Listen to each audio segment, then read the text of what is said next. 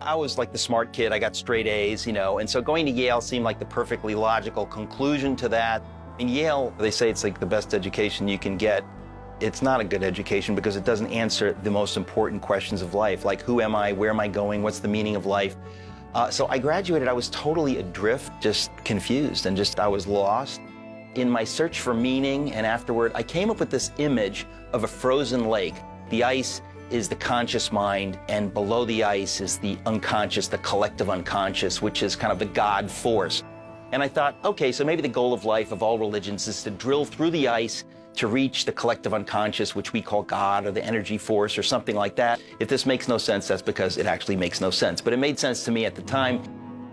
Well, one night I had this dream, and in the dream I'm standing on the surface, the frozen surface of Candlewood Lake in Danbury, Connecticut, where I grew up. And we're ice fishing, and there's a hole in the ice, and I look down and I see a fish sticking its nose out of the hole, which if you've ever ice fished, you know never happens. And in the dream, I look down and I reach down, I pick it up, and it's a pickerel or a pike. It's this bronze green color. But in the golden sunlight, the sunlight was bright, shining off of the ice and the snow, blue sky. It looked golden. So I'm holding it up, and then I realize in the dream that it doesn't look golden, that it is golden. It is a living golden fish, like something out of a fairy tale.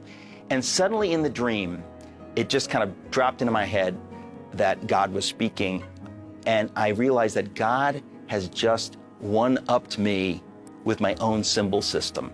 And he said to me, Eirick, you wanted to touch inert water, to touch this collective unconscious. I have something more for you. I have my son, Ichthus, Jesus Christ, the Son of God, our Savior, a living person.